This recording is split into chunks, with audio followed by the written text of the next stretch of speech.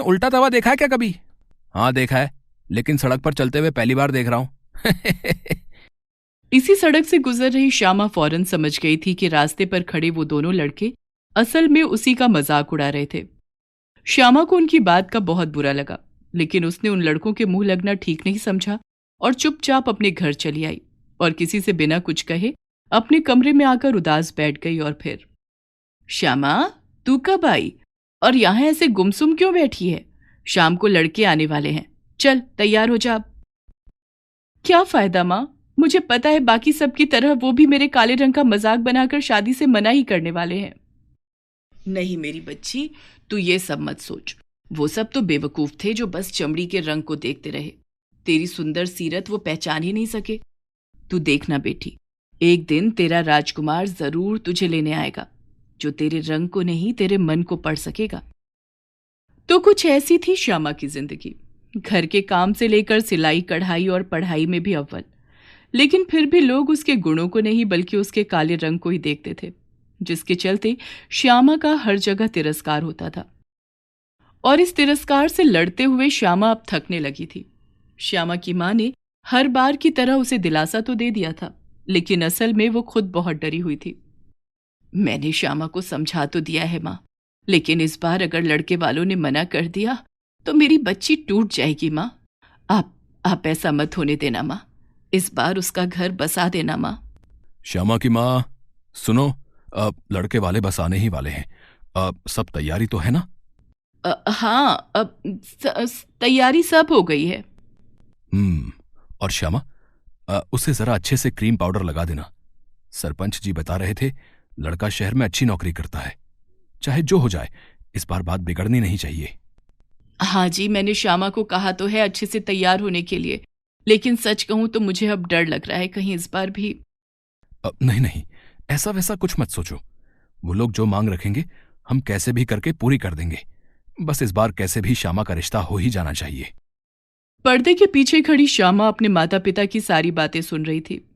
उसे इस बात का दुख था कि वो अपने माता पिता पर कितना बोझ है और वो उसके रिश्ते को लेकर कितना परेशान है। तभी वहां लड़के वाले आ जाते हैं। वैसे आपकी बिटिया की सरपंच जी बड़ी तारीफ कर रहे थे। जी जी, मेरी बेटी बहुत ही गुणवान है। घर से लेकर बाहर तक के सारे काम सब में माहिर है हमारी श्यामा। तो फिर अब उसे ले ही आइए हमारे सामने। भाई मुझसे तो अब और इंतजार नहीं होता।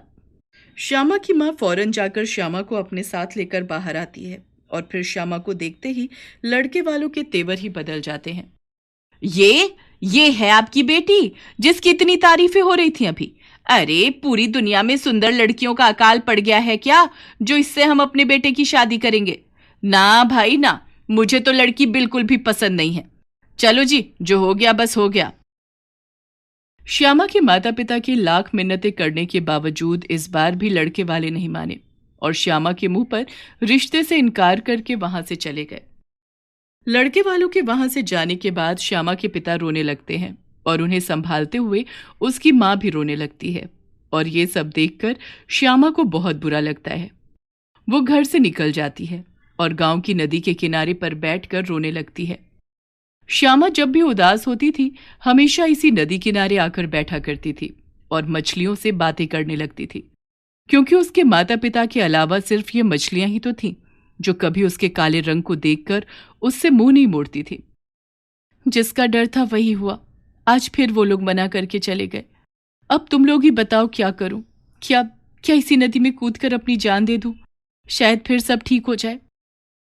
श्यामा हालात से हार मान चुकी थी, लेकिन इससे पहले कि वो सब कुछ खत्म कर पाती, उससे पहले ही पानी में से एक मछली उछलती कूदती हुई बाहर आई। श्यामा ने देखा कि वो मछली अपने साथ एक छोटी सी मूर्ति को धकेल कर किनारे पर ले आई है और जैसे ही श्यामा ने उस मूर्ति को अपने हाथों में उठाया तो वो मछली वापस पानी में चली गई। असल में वो मूर्ति मां काली की थी, जिसे देखकर श्यामा मोहित हो जाती है। मां काली की मूर्ति से एक अलग ही तेज निकल रहा था। मां, आप भी तो काली हो, लेकिन आपकी तो दुनिया पूजा करती है, तो भला मुझे ये तिरस्कार क्यों? श्यामा काफी देर तक मां काली की मूर्ति को हाथों में लेकर रोती रही, लेकिन फिर उसने खुदकुशी का ख्याल छोड़ दिया, क्योंकि अचानक ही उसमें हालात से लड़ने की हिम्मत सी आ गई थी। श्यामा ने माँ काली की उस मूर्ति को अपने दुपट्टे में लपेटा और फिर अपने घर आ गई। श्यामा ने अपने घर के मंदिर में माँ काली की उस मूर्ति को स्थापित किया और फिर बड़ी श्रद्धा से उनकी पूजा करने लगी। ऐसा करते हुए श्यामा को बड़ी शांति महसूस हो रही थी।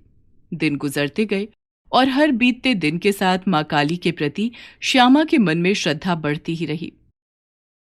अरे ओ, जरा इस कल्लू को तो देख, चेहरा कैसा चमक रहा है इसका। हाँ, अब पहली बार अच्छी लग रही है, पर ऐसा क्या किया इसने? रंग तो अब भी काला ही है, लेकिन फिर भी अच्छी लग रही है। श्यामा रोज सुबह शाम माँ काली की पूजा पूरे विधि विधान से करती थी। ऐसा करने से उसे बहुत अच्छा महसूस होता था। और फिर जब वो रात को सोती तो माँ काली की उसी मूर्ति से एक दिव्य प्रकाश श्यामा के पूरे शरीर को प्रकाशित करता। उस प्रकाश से श्यामा के चेहरे पर एक आकर्षण पैदा हो रहा था जो सभी को उसकी तरफ आकर्षित करने लगा था। इसी बीच पूरे गांव में अचानक ही एक खतरनाक महामारी फैलने लगती है। पूरा गांव उल्टी दस्त और डायरिया की चपेट में आ जाता है, जिससे निपटने के लिए शहर से डॉक्टर्स की टीम गांव पहुंचती है। श्यामा उनके पास अपने बीमार पिता को लेकर पहुंचती है। आप इन्हें ये दवाइयां दीजिए और खूब पानी पिलाइए। जी डॉक्टर साहब। श्यामा और डॉक्टर बात ही कर रहे थे कि तभी वहां एक जूनियर डॉक्टर आता है। सर, वो पेशेंट जो सुबह आया था उसकी मौत हो गई है। ओ नो, एक काम करो, उसके परिवार को खबर कर दो। देखो, जो भी पेशेंट हैं उनकी देखभाल में कमी ना हो। और शहर से जो एक्स्ट्रा टीम आने वाली थी, यहां के वर्कलोड को मैनेज करने के लिए उसका क्या स्टेटस है? सर, एक्स्ट्रा टीम के लिए मना कर दिया गया है, यहां हमें ही मैनेज करना होगा। तो दिन रात काम करो, लेकिन किसी भी पेशेंट के साथ कोई लापरवाही नहीं होनी चाहिए। ये थे डॉक्टर अंकित, जो फिलहाल अपने पेशेंट की लगातार खराब हो रही सेहत को लेकर काफी चिंतित थे। लेकिन वो नहीं जानते थे कि उनकी प्रॉब्लम का सलूशन उनके ठीक सामने ही खड़ा है। डॉक्टर साहब, आपसे एक बात कहूं? हाँ, बोलो। सर, अगर आप इजाजत दें तो मैं भी आप लोगों के साथ काम करना चाहती हूँ। मेरा हमेशा से सपना था कि मैं एक डॉक्टर बनूं, पर ऐसा हो नहीं पाया। और अब जब हमारे गांव में मुसीबत आई है तो इससे निपटने में मैं भी आपका साथ देना चाहती हूँ। ये तो बहुत अच्छी बात है श्यामा। तुम चाहो तो अपनी कुछ सहेलियों या दूसरे लोगों को भी यहां लेकर आ सकती हो। हमारी बड़ी मदद हो जाएगी। सब कुछ कैसे संभालना है और क्या काम करना है, इसकी तुम्हें ट्रेनिंग दी जाएगी यहां। अब श्यामा को नया मकसद मिल चुका था। वो अपने साथ अपनी कुछ सहेलियों को भी मनाकर उस हेल्थ कैंप में ले आई, जहां वो दिन रात बीमार लोगों की देखरेख करने लगी। सबकी कोशिशें आखिरकार काम आई और जल्द ही गांव वाले पूरी तरह से स्वस्थ होने लगे और वो स्पेशल टीम वापस शहर लौटने लगी। श्यामा, कल हम लोग वापस जा रहे हैं। क्या एक बार भी तुम मुझे अपने घर नहीं लेकर चलोगी? अब क्यों नहीं सर? अब वैसे हम ज्यादा अमीर तो नहीं है, लेकिन हैसियत इंसान के पैसों से नहीं, कर्मों से होती है। तुमने इस वक्त अपने गांव वालों और हमारे लिए जो किया है, असल में वो कोई करोड़पति भी नहीं कर पाता। इसके बाद श्यामा डॉक्टर अंकित के साथ साथ बाकी की टीम को भी अपने घर लेकर जाती है, जहां श्यामा सभी की बहुत खातिरदारी करती है। तभी फिर डॉक्टर अंकित श्यामा के पिता से, आपकी बेटी सच में बहुत मेहनती और समझदार है। वैसे श्यामा ने बताया था कि वो हमेशा से डॉक्टर बनना चाहती थी, तो फिर? बेटा, हमारी इतनी हैसियत कहाँ, और बेटी सयानी भी तो हो गई है।